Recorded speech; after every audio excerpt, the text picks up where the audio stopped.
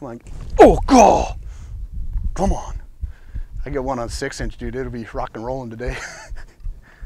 Come on, babies. Those are probably stripers just popping it right there.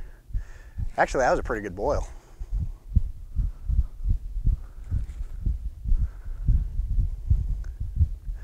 I'm trying to do this real quick before the sun pops over and gives us bad sun in the camera. This is the best angle right here.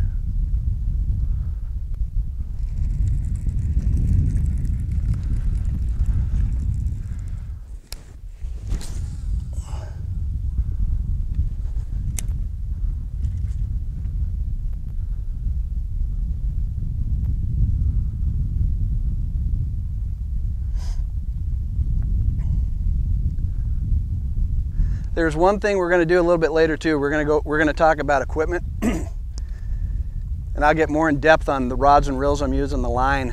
The biggest thing is having a system, having something. If you guys see me looking around, I'm just looking at all the birds and watching the activity, seeing if I can put something together. The system you put together, the rod, reel, and line, plays a big part on the actual tool you're using. 6-inch bait, 8-inch, the float and fly, 4-inch shad, 2.5. It all starts with the rod and reel. It really does. And understanding that, and then being able to do as many techniques with that system is going to just make you a better angler. You're not going to have 40 different rods on the deck. You might only have 5 that could work a full line of baits, all baits, and be able to do everything for a small rip technique with the 6-inch to stroking it, you know, to cradle it, to slow roll it.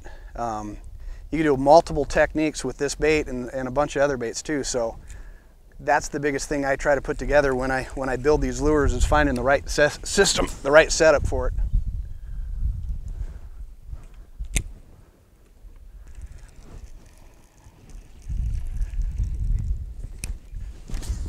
Now this is getting close to the one cast concept.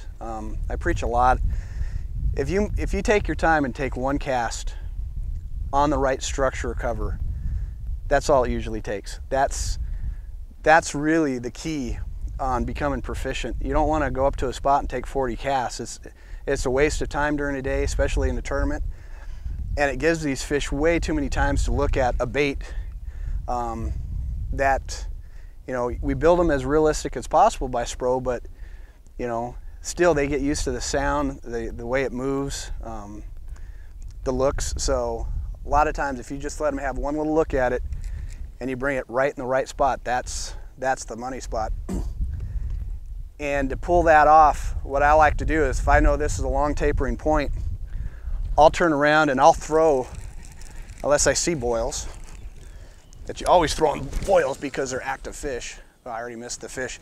He's pushing to the left, and by the time I got out there here. But what I like to do is I'll come up to a spot like this and I'll find a long tapering point. And I like to fish inside corners thrown out to deep water, and I like to bring them up to the funnel. If you can see the trees and stuff going out in the water right here, the best spot is just a foot off those trees. There's one little stick and 2 little sticks right there. That's usually where I get hit, and what I want to do is I'll throw past these in open water and I'll work it up nice and slow, and right when I get to that funnel, right when I get to that choke point where everything starts tapering up, bottom comes up, top comes down, sides go in, that's where I'll do a directional change.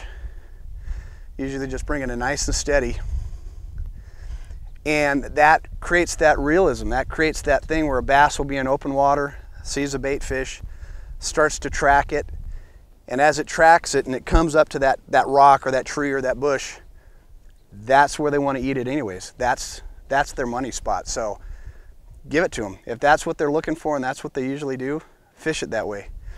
Too many people come up and put their boat way out in deep water and throw up on the point, and nothing but bad happens with that, because the first thing you do if you have follows, it pulls them out to open water, and if you don't get one fish to commit, the entire school's sitting under your boat anyway, so you've lost that shot.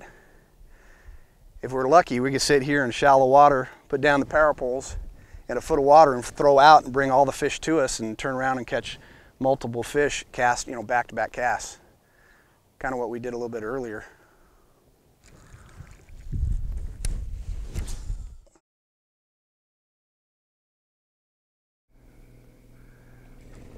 There we go, cool, right on the shadow edge, dude. If that didn't explain what I just talked about, we're back trolling and we're keeping up that sun. If you turn around, you're gonna get blown out. The shadow's right on our edge.